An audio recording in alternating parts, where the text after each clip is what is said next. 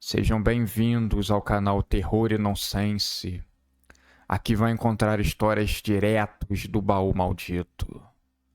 É recomendável ouvi-las com fone de ouvido. Não deixe de curtir e nos seguir aqui, ajuda bastante o nosso canal. Vamos para as histórias.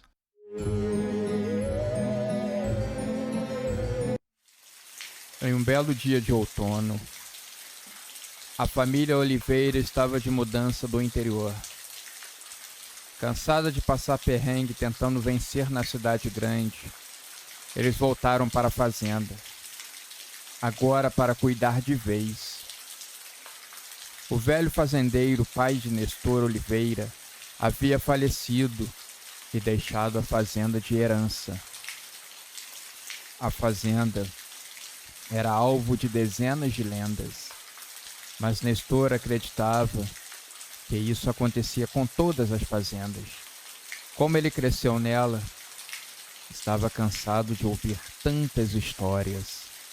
Miguel, o único filho da família, tinha apenas 8 anos de idade e estava indo para o interior pela primeira vez. Nestor achava que ele se adaptaria fácil na vida do campo. Crianças são mais maleáveis que os adultos, ele pensava. Miguel observava a mudança, as caixas sendo desempacotadas e os móveis sendo arrastados para os seus lugares adequados.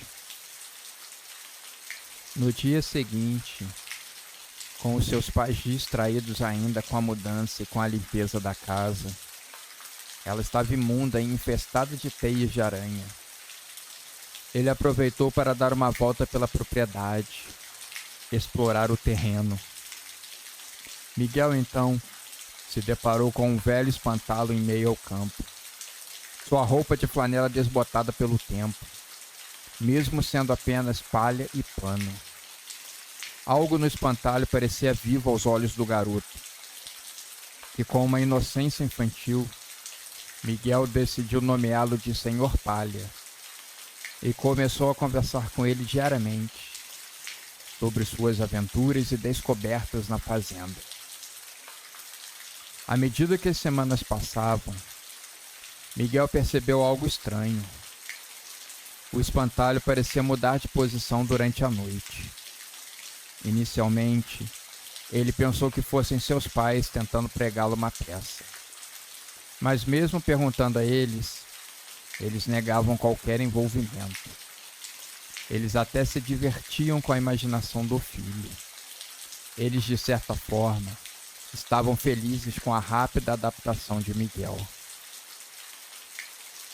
Uma noite, movido pela curiosidade e pelo medo, Miguel decidiu espiar o espantalho da janela de seu quarto. À luz do luar, viu o Senhor Palha mover-se lentamente, com movimentos desajeitados, como se estivesse aprendendo a andar. Assustado, Miguel se encolheu na cama, cobrindo-se até a cabeça com o cobertor. No dia seguinte, a coragem de Miguel o levou novamente ao campo. Ao confrontar o espantalho, algo ainda mais inesperado aconteceu. O Senhor Palha falou. Sua voz era um sussurro rouco, carregado pelo vento, quase imperceptível. Ajude-me! Ele falou. Eles me enterraram aqui. E você, garoto, corre um imenso perigo. Miguel, ainda apavorado, mas fascinado e com a curiosidade infantil em que a magia ainda era permitida no mundo, perguntou quem ele era. O espantalho então contou sua história. Seu nome era Ambrósio, um fazendeiro que havia sido brutalmente assassinado por rivais cobiçosos de suas terras. O Senhor Palha estava visivelmente irritado e havia jurado vingança. O seu espírito, até lá, não descansaria. e ele acabou sendo aprisionado dentro daquele espantalho, só que ele não sabia como e nem por quem. Nos dias seguintes, Miguel notou mudanças mais drásticas. O espantalho parecia ganhar mais força a cada dia, seus movimentos cada vez mais humanos, e Ambrósio começou a pedir a Miguel que o levasse à antiga casa da fazenda, onde os seus assassinos haviam vivido. A criança estava pensativa nessa hora. Seu avô não era o dono e morador da fazenda? Será que isso foi antes do seu avô ter comprado aquelas terras? Pensamentos juvenis, porém perspicazes, povoavam a mente do garoto. Uma noite, sob o céu estrelado, Miguel, aproveitando que seus pais estavam dormindo muito cansados, pelo dia ter sido muito frenético na fazenda, guiou Ambrósio para casa. Ao entrarem, o espantalho dirigiu-se diretamente ao porão, aonde começou a cavar freneticamente o solo com suas mãos de palha. Horas depois, eles encontraram ossos humanos, os restos de Ambrósio. O espírito do fazendeiro, agora livre, agradeceu a Miguel. No entanto, sua liberdade veio com um preço terrível. Ambrósio, ainda consumido pelo desejo de vingança, transformou-se numa sombra sinistra e desapareceu na escuridão, antes que Miguel pudesse fazer qualquer coisa. O semblante do espantalho havia mudado completamente. Antes de se tornar uma sombra, e Miguel pôde sentir que ele era uma pessoa muito má. Mas não tinha mais como voltar atrás. Nos dias que se seguiram, acontecimentos estranhos e violentos começaram a ocorrer na cidade. Miguel, percebendo que havia libertado o mal antigo, foi contar toda a história para os seus pais. Desde o encontro com o Sr. Palha, até os ossos que eles haviam desenterrado no porão. O Sr. Nestor Oliveira murchou na hora. Ele se lembrou de quando era criança naquela fazenda. Seu pai era um mero capataz e Ambrósio era o dono da fazenda, mas que não tinha herdeiros. O fazendeiro era muito cruel com seus funcionários. Maltratava a todos, sem olhar a quem. Um dia, completamente bêbado, havia implicado com seu pai, batendo em seu rosto e o xingando por todos os nomes. O avô de Miguel, vendo seu filho pequeno chorando pelo pai estar sendo humilhado, se revoltou completamente e deu um soco no rosto do fazendeiro, que acabou caindo para trás e batendo a cabeça em uma pedra. Em um momento de desespero, o pai de Nestor pediu ajuda a um outro funcionário, e ambos enterraram Ambrósio no porão. Nunca ele havia gostado daquele velho. Ninguém gostava daquele velho. Então, ninguém fez a mínima questão de procurar por ele. Após os acontecimentos, quando seu pai havia tomado a fazenda para si, no antigo quarto de Ambrósio, ele havia encontrado muitas coisas relacionadas à magia negra e coisas do tipo. Alarmado, o avô de Miguel queimou tudo aquilo em uma enorme fogueira. O mal, Miguel, ele nunca descansa. Precisamos estar sempre atentos. Miguel sabia que seu pai corria risco e esperava que o Sr. Palha nunca mais voltasse àquela propriedade.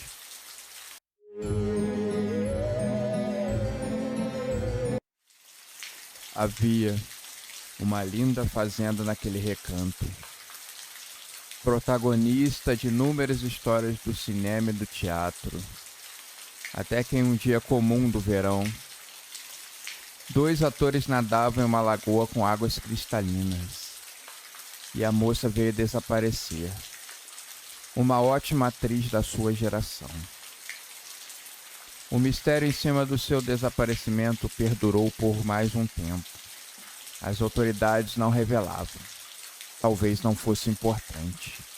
A fazenda era rodeada por vastos campos e uma floresta densa, lar de inúmeros casos de morte. Uma energia pesada que consumia aquele lugar. Muitos a chamavam a Floresta Maldita. O que as pessoas comentavam entre elas sobre o desaparecimento, a essa altura, as pessoas já sabiam que ela estava morta. Elas comentavam que Catarina, a atriz, estava traindo seu marido com um ator mais jovem e igualmente belo, na flor da juventude, o seu par na novela. O seu marido, então enfurecido, com a ajuda da irmã, matou Catarina e jogou seu corpo no fundo da lagoa, fazendo ali a sua morada final. Um crime hediondo quase perfeito. Os anos passaram, mas a lenda dizia que a alma de Catarina nunca deixou a lagoa, protegendo um segredo valioso que foi enterrado com ela. Os moradores evitavam a lagoa, dizendo que uma mulher muito pálida e com o seu vestido encharcado vagava pela beira do lago, especialmente em noites de lua cheia. Quando a fazenda havia chegado ao seu mínimo histórico de valorização, um ambicioso empresário a comprou. Ele planejava drenar a lagoa e construir naquele lugar um mega complexo de luxo, com diversão em um hotel para celebridades que pudessem pagar o alto custo da diária. No entanto, quando as máquinas começaram a trabalhar, coisas estranhas ocorreram. Equipamentos falhavam sem explicação. Trabalhadores relatavam sentir mãos geladas tocando-os enquanto trabalhavam perto da água, e alguns sofreram acidentes inexplicáveis. Quanto mais um empresário forçava para que as obras andassem mais rápido, era aí que as coisas andavam para trás.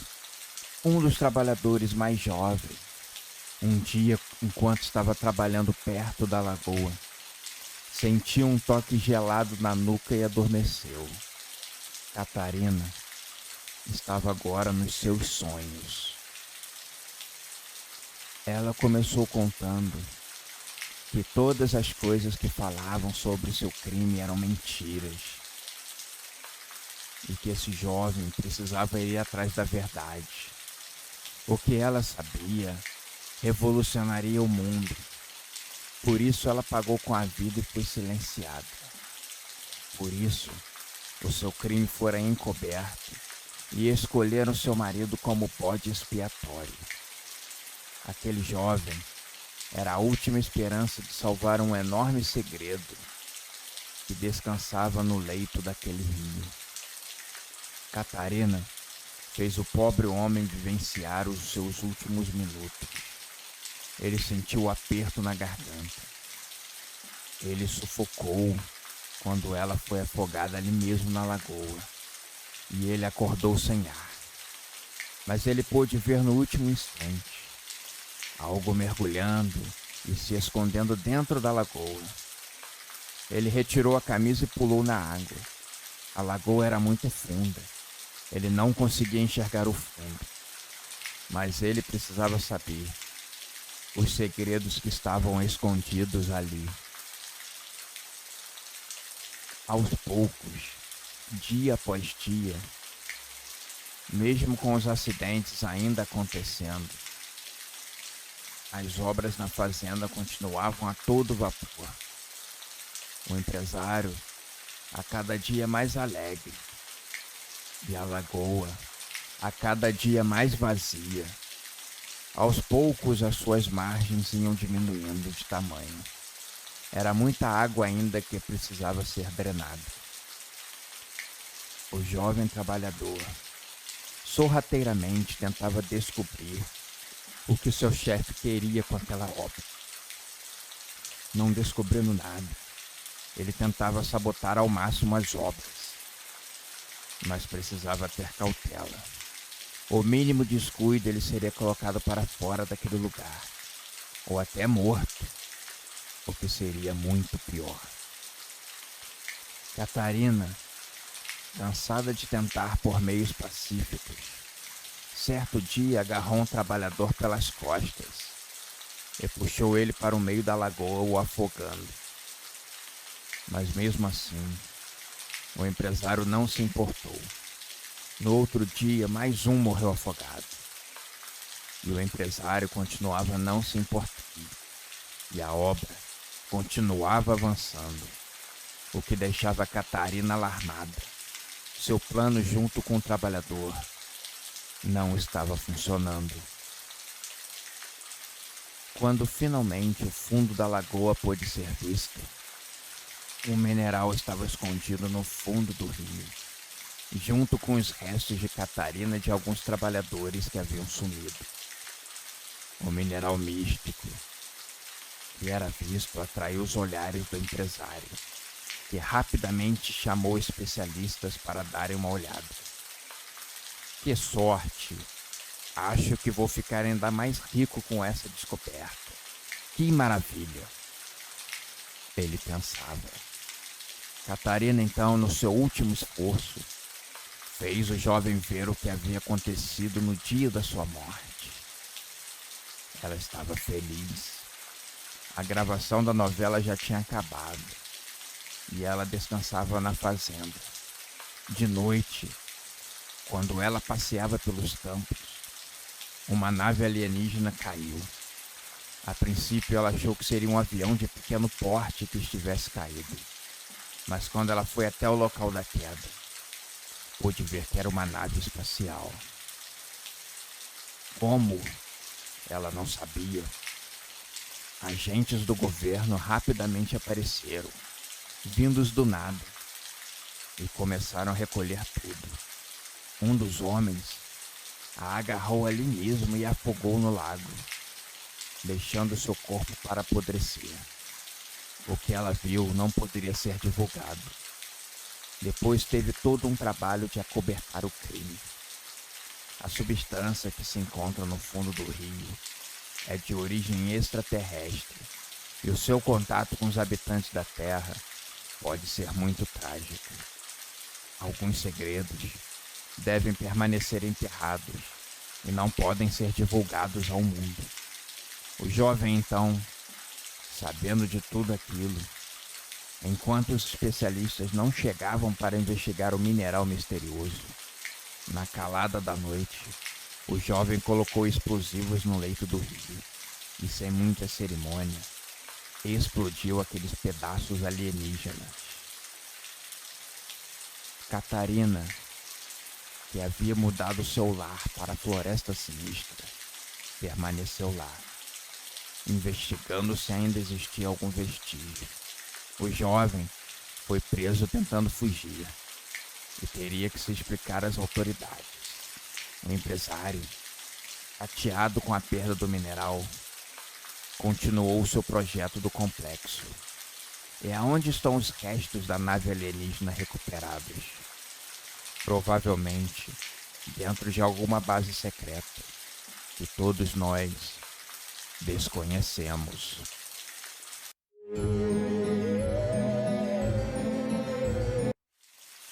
O jovem Taurus tinha nascido com uma deformidade. Ele era um pouco corcunda, com um desvio na coluna na altura do ombro, e o fazia andar torto e mancando. Fora que o seu rosto era meio enrugado de um lado, fazendo o olho desse lado ser um pouco mais embaixo que do outro, perdendo assim a sua assimetria. Ele morava em uma fazenda, com um enorme milharal, um galinheiro, um chiqueiro, outros tipos de plantações de verdura, uma vaca e alguns bois. Era o ganha-pão da família há décadas, mas ela estava em plena decadência. Seu pai tinha ensinado tudo para Taurus. Ele acabava fazendo quase todo o trabalho. Sua mãe acabou cansando das bebedeiras do marido e foi embora. O menino apanhava do pai e apanhava também na escola. Devido à sua pequena deformidade, os meninos da escola faziam piadas com seu rosto, piadas com seu jeito diferente de andar, piadas por ele estar sempre sujo. Encontravam sempre o meio de atazanar e roubar a paz do garoto. Fora a reunião dos meninos para lhe darem muitos cascudos na hora da saída e espalharem pelo chão as suas coisas. Certa vez, quando ele era ainda muito pequeno e o pai ainda lhe amava, ele tinha feito um caminhão de madeira puxado por um barbante para Taurus, que tinha amado. Até ele estar um pouco mais velho, esse era o seu brinquedo favorito. Sempre que tinha um tempo dos serviços da fazenda, ele gostava de brincar com seu caminhão, puxando ele para lá e para cá, até que o pior aconteceu. Estava brincando em frente à sua fazenda, na estrada de terra, quando 2 garotos que estudavam com ele o viram. Como criança não gosta de deixar nada barato, eles foram lá perturbar a paz de Taurus. Quando o menino percebeu a aproximação daqueles 2, tentou correr para dentro da fazenda, mas foi agarrado pelos garotos que eram mais fortes, ou pelo menos tinham a coragem para tal. Rindo e zombando dele, agarraram o caminhão das suas mãos. Taurus implorou com lágrimas nos olhos: "Por favor, devolva o meu brinquedo! Devolva o meu caminhão!" Pressentindo o cheiro de sangue, as crianças sabiam da importância do caminhão para Taurus, e sem nenhuma piedade, eles jogaram no chão com toda a força do mundo, espatifando o caminhão em vários pedaços. Taurus deu um grito desolado e desabou a chorar, enquanto as 2 crianças saíram rindo, como se tivessem feito a coisa mais engraçada desse mundo. Ele foi se recuperando aos poucos e tentou reunir as peças. Ele era muito bom com as coisas da fazenda, mas esses trabalhos manuais ele não tinha muito jeito. Queria reunir as peças e pedir para o pai refazer, mas ele andava meio doente ultimamente. Só queria saber de bebidas. Não estava mais ligando para nada. Parecia pressentir que o fim estava próximo. Taurus então guardou uma roda do caminhão como lembrança e queimou o resto em um canto da fazenda. Os anos foram passando. Teve que enterrar o seu pai. O médico o havia desenganado alguns meses antes, doença no fígado.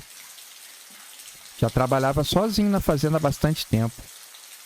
De vez em quando, Taurus recebia visita de alguns ajudantes, quando era a época de colheita no milharal e quando ele precisava vender algumas coisas.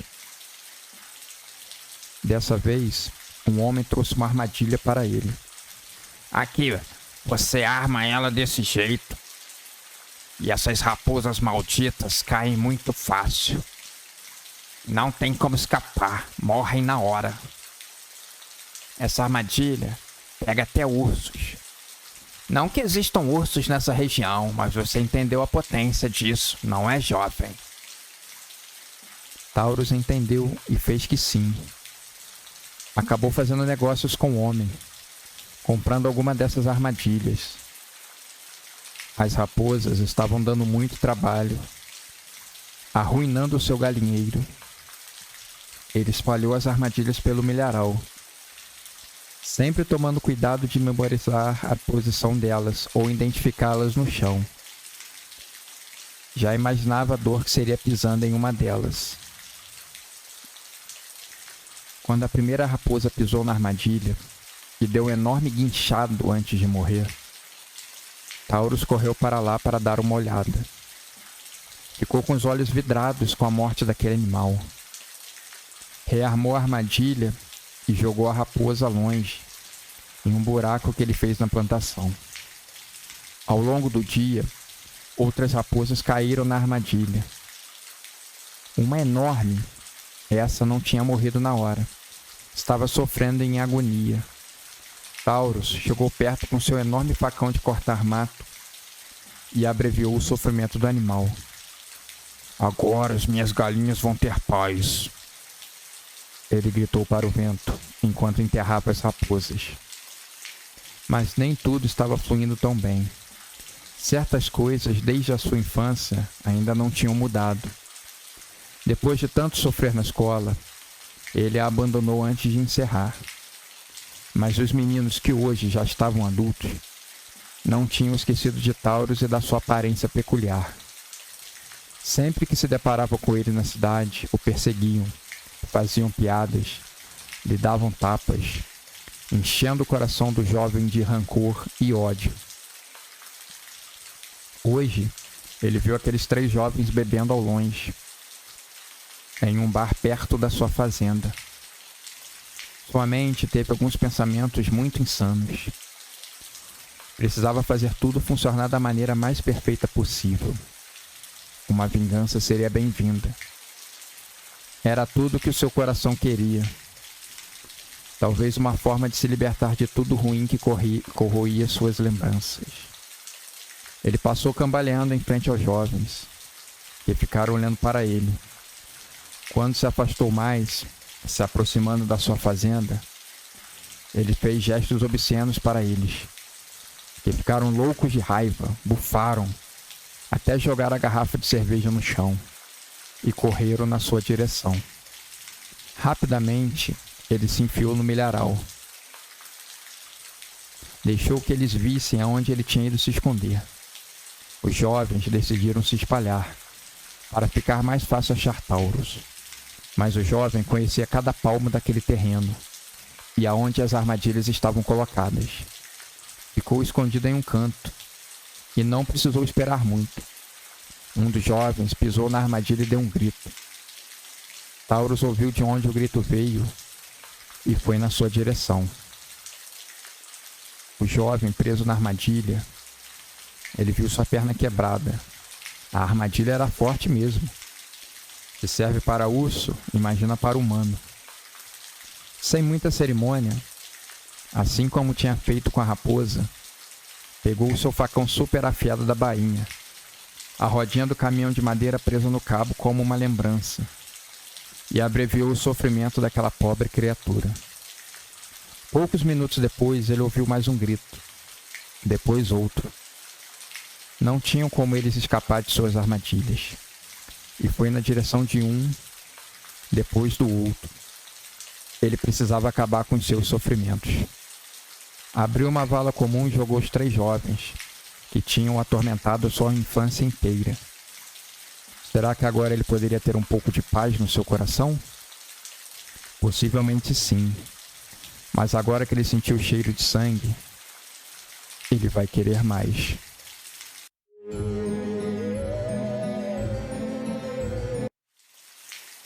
Era uma noite escura e tempestuosa, quando o fazendeiro acordou com um barulho estranho vindo do lado de fora. Ele pegou sua espingarda e saiu para ver o que estava acontecendo. Ele se surpreendeu ao ver que sua plantação de milho estava toda destruída, com marcas circulares que pareciam ter sido feitas por alguma máquina gigante. Se aproximou de um dos círculos e viu algo que o fez tremer de medo. Havia sangue espalhado por toda parte e pedaços de corpos humanos e animais misturados com as espigas. Quase vomitou na hora. Teve que se abaixar por alguns segundos para se recompor das imagens horríveis que tinha assistido. Assustado, ele ficou se perguntando o que poderia ter causado todo aquele estrago. Se ele pegasse a criatura, não hesitaria em atirar com todas as balas da sua arma. O fazendeiro correu de volta para casa. Mas antes que pudesse entrar, ouviu um zumbido alto no céu. Olhou para cima e viu uma luz brilhante, que vinha de uma nave espacial enorme, que pairava sobre a sua fazenda. A nave tinha um formato hexagonal. Ele sentiu um calor intenso em seu peito, e então tudo ficou escuro. No dia seguinte, a polícia chegou à fazenda, depois de receber uma ligação anônima. Eles encontraram o corpo do fazendeiro carbonizado no chão e ficaram horrorizados com a cena macabra que se estendia diante deles. Eles chamaram reforços e especialistas para investigar o caso, mas ninguém conseguia explicar o que tinha acontecido ali. Parecia uma coisa de outro mundo. Enquanto isso, em outra parte do país, uma jovem jornalista recebeu de uma fonte confiável uma grande dica, que lhe disse que havia algo muito estranho acontecendo nas fazendas do interior. Círculos com desenhos assimétricos e muito estranhos estavam aparecendo nas plantações. Decidiu então ir até lá e ver com seus próprios olhos. Alugou um carro e dirigiu por horas, até chegar a uma das fazendas afetadas. Se apresentou como uma repórter da TV local e pediu para falar com o dono da propriedade.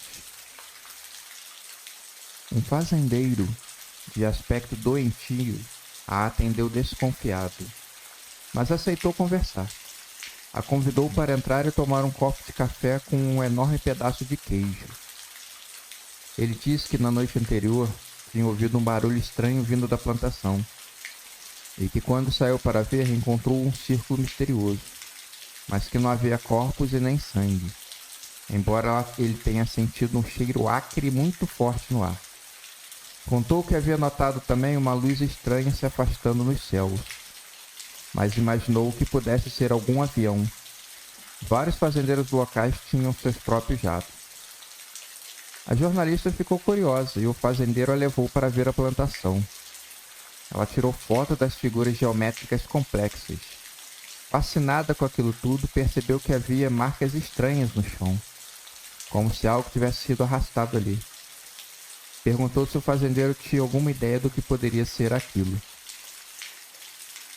O homem respondeu que desde a época dos seus avós, as pessoas contavam que vez ou outra uma nave alienígena passava por ali, fazendo os desenhos e matando algumas pessoas e animais. Era como um ritual. Os símbolos eram uma forma de comunicação com outros seres. Assim como nós nos comunicamos através do telefone, eles se comunicavam através dos símbolos. Tudo bobagem. Depois de contar tudo, o homem cuspiu no chão. Conseguia ser muito rude mesmo tentando não ser. A jornalista, quando chegou no quarto, analisou fotos e ficou pensando em tudo que havia escutado durante o dia. Tentava encaixar as coisas. Não fazia muito sentido. Talvez fosse a melhor conclusão que ela havia chegado. Era muito estranho pensar em seres de outro planeta. Símbolos como comunicação entre espécies. Com a cabeça cheia, ela tentou dormir. A jornalista dormiu o sono dos justos, quando for acordada por uma luz muito forte que invadia a janela. Mesmo estando de noite, parecia que o sol estava brilhando. Ela abriu uma fresta na cortina e olhou para fora. Para o seu espanto, uma gigantesca nave alienígena passava ali perto, iluminando tudo e desenhando algo nas plantações vizinhas. Ela queria correr e filmar de perto, mas ficou com medo. Depois das mortes que foram relatadas, não teve coragem. Quando pela manhã voltou à fazenda para contar a história para o fazendeiro, ele fez com que ela entrasse em um galpão. Disse que ia mostrar uma coisa muito interessante. A moça, curiosa, foi sem fazer muitas perguntas. Chegando lá, ele fechou a porta. Um grupo de 6 alienígenas saíram dos seus esconderijos. A jornalista se assustou e quis correr, mas o fazendeiro a segurou forte pelos braços. Pediu para que ela ficasse e escutasse uma história. Os seres são do interior do nosso planeta, não de outro planeta do sistema solar. Eles usam as marcações nas plantações como uma forma de comunicação. Os seres humanos da parte de cima estão destruindo o planeta de uma forma muito rápida e intensa. E isso também afeta os seres do interior do planeta. Um depende do outro para ficar vivo. Conforme os seres de cima foram destruindo tudo, os seres do interior da Terra tiveram que agir. Hoje eles comandam nas esferas mais altas dos governos mundiais. Quando o fazendeiro acabou de contar essa história, retirou uma enorme seringa de uma bolsa e aplicou no braço da jornalista, que gritou. Um chip havia sido implantado no seu corpo. Ela agora seria comandada por seres do interior da Terra, como uma agente de preparação para uma invasão que ocorrerá muito em breve. No dia em que a invasão chegar, os seres de cima precisam estar preparados, para o caso de quererem fazer alguma bobagem. Pode colocar em risco todas as vidas do planeta. Precisamos estar juntos para juntos salvarmos o planeta. Como o famoso ditado, uma mão lava a outra. As peças precisam se encaixar para que o mundo se livre do mal que o ser humano está causando. A jornalista acordou na cama da pousada, com a cabeça muito pesada e com a boca seca, implorando por um gole de água. Algo fugia dos seus pensamentos. Queria fazer um esforço para lembrar. Em vão. Talvez na hora em que eles quiserem se comunicar, ela saberá. E essa hora não vai tardar a chegar.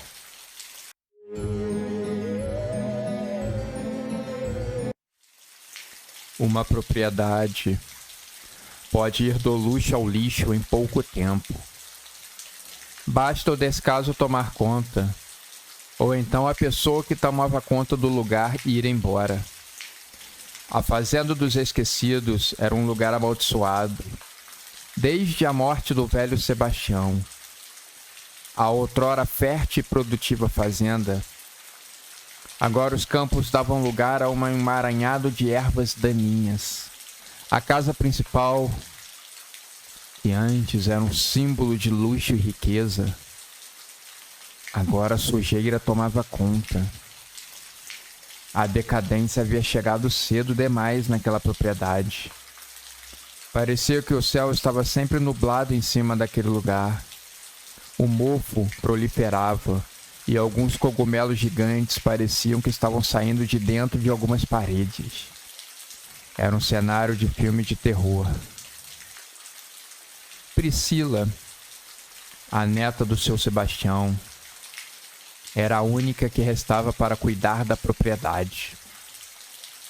Ela vivia reclusa, atormentada por pesadelos e visões de entidades cósmicas que espreitavam nos cantos escuros da fazenda. As noites eram os piores momentos, quando os sons da natureza se transformavam em um sopro, uma espécie de melodia aterrorizante, um uivo distante de alguma criatura maléfica. Um dia, enquanto tentava limpar o pouco da bagunça que aquele lugar tinha se tornado, Priscila estava no sótão, procurando algum lugar de infiltração. Precisava descobrir uma causa para chamar o encanador. Em uma das gavetas de uma mesa velha, ela encontrou o diário do seu avô. As páginas estavam amassadas e muito amareladas por conta da umidade. Conforme Priscila foi lendo, descobriu coisas terríveis sobre o seu avô. Seu Sebastião havia se envolvido em um culto que adorava entidades alienígenas, seres de pura maldade que ansiavam por consumir a humanidade. Olhando as páginas sentada e com calma, ela percebeu que tudo aquilo que estava acontecendo na fazenda já era esperado. Eram coisas que o seu avô tinha deixado preparado, para assim que ele partisse, essas entidades pudessem se alimentar da sua fazenda e crescer para um dia tomar conta de tudo. Sem acreditar no que estava lendo, Priscila conseguiu perceber o que estava acontecendo exatamente o que seu avô havia escrito. Os fungos, a infiltração, a decadência prematura. Tudo batia exatamente com o que estava escrito. Com muito medo, ela decidiu ir embora. Mas quando entrou em sua caminhonete, ela não estava mais funcionando. O motor nem deu partida. Assim que ela levantou o capô para olhar, notou aquele bolor fétido que tinha tomado conta das engrenagens. O motor nunca mais funcionaria. Ela teria que andar pela estrada de terra a pé, torcendo para que alguma carona aparecesse. Mas ela não conseguiu sair da fazenda. Algo ou alguma coisa saiu do solo e, com uma enorme raiz de espinhos, agarrou seu pé, fincando na sua carne. Priscila deu um grito de medo. Achava que o seu fim estava muito próximo. Ela não tinha como se defender. Quando ela fechou os olhos, já esperando pelo pior, um homem esquisito apareceu com um facão na mão e cortou aquela raiz, liberando o pé da jovem. Ele a ajudou a correr para o mais longe possível daquele lugar. O homem se chamava Elias, mais conhecido na região como O Louco. Ele tinha um olhar perdido e um sorriso enigmático. Apesar da sua loucura, ele guiou Priscila para fora da propriedade e a levou para um casebre ali perto, que ele chamava de lar. Ficava escondido no meio de uma pequena floresta densa. Elias dizia que era o seu esconderijo. Elias então amassou algumas ervas que ele tinha guardado em potes. Esquentou um pouco para que elas derretessem. Priscila o interrompeu por um momento e disse: "Temos que ir embora dessa fazenda. Temos que ir embora para a cidade. Não podemos mais ficar aqui." Mas, com toda a calma do mundo, Elias explicou que agora era tarde demais. As entidades malignas já sabiam sobre a existência de ambos e os perseguiriam para sempre. Não tinham para onde correr. Então, quando a pasta ficou pronta, ele passou em ambos, dizendo que aquilo era uma forma de se protegerem. Depois ele pegou um livro e, na frente de um espelho quebrado, treinou recitar algumas palavras. Ele estava pronto para um combate final. Assim que eles voltaram para a fazenda, as raízes que tentavam se enroscar em seus pés passavam batido. Parecia que a pasta estava fazendo realmente efeito.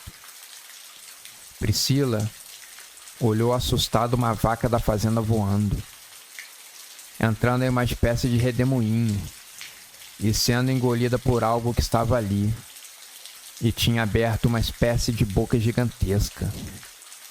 Árvores estavam voando também, e muitos detritos. Agora, o telhado da casa principal se desprendeu. Estava indo de encontro àquela boca gigante.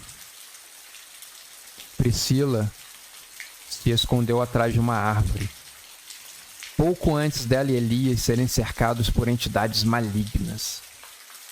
Seres de carne pútrida, enormes bolhas de pus emanavam de suas peles e jorravam uma espécie de sangue marrom e gosmento. O cheiro era horrível e ambos sentiram náuseas na hora. Os seres cósmicos estavam se manifestando. Então Elias, com um fervor quase religioso, começou a recitar palavras antigas, invocando um poder ancestral que abriu a terra à sua frente, perto do ser gigantesco e atraindo a atenção das entidades que cercavam os dois. Exausto, Elias se escondeu atrás de uma árvore junto com Priscila. Enquanto ambos assistiam ao embate entre as duas criaturas de um outro plano espiritual, no final, as duas criaturas se anularam e ambas acabaram seladas e confinadas em suas próprias dimensões, deixando aquela fazenda e aquele mundo em paz. A fazenda dos esquecidos nunca mais foi a mesma. Priscila marcada para sempre pelas visões e traumas, continuou a viver na propriedade, que agora um lugar de luto e lembranças amargas. Elias, desaparecido desde aquele dia da batalha, tornou-se uma lenda sussurrada pelos habitantes da região. Um louco que salvou a alma de uma jovem do horror cósmico.